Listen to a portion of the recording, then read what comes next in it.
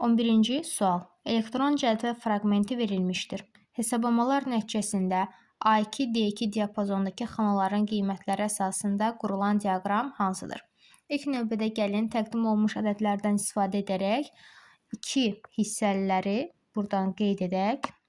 Bizə ilk növbədə göstərilib ki, C1 çıx B1, 4-dən 3 çıxdıqda cavabın 1 olduğunu tapırıq. Daha sonra B1 çıxılsın, A2 vur 2. Yadımıza saxlamalıyıq ki, ilk növbədə vurma əməliyyatı icra olunur. Onun üçün A2-nin qiyməti 1-dir. 1-i 2-yə vururuq 2. 3-dən 2-ni çıxırıq. Yenə cavab edir 1.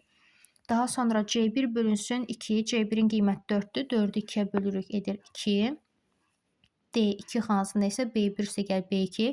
B1-in qiyməti 3-dür. B2-nin qiyməti isə 1-dir. 3 isə gəl 1. Cavab olaraq bizə 4 geri qaytarır.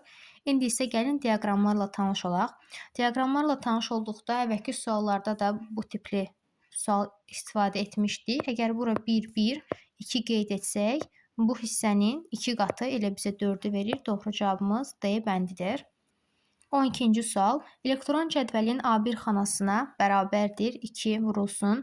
Dollar B, dollar 4 çıx, dollar C1 düsturu yazılmışdır. Bu düstur B3 xanasına köçürüldükdə hansı şəklə düşəcək? İlk növbədə biz bilməliyik ki, bu hissə dəyişmir. Çünki bu mütləq istinaddır. Hər iki tərəfdən dollar işarəsi qeyd olunub. Bəndlərə nəzər salda görürük ki, burada bu hissə səhvdir, bu hissə səhvdir, bu hissə səhvdir. Yenidən bu hissə yenidən səhvdir. Çünki qeyd etdiyimiz kimi dollar B, dollar 4 dəyişməməlidir. Doğru cavabımız B-dir. Lakin yenə də ikinci hissə ilə tanış olaq. İkinci hissədə isə qeyd olunub dollar C 1. Dollar C olduğu kimi qalır. Əgər 1-ə 1 uyğundursa, bizə 3 soruşulur. Yəni B3 xanası, 3-ə isə 3 uyğundur. Doğru cavabımız B bəndidir.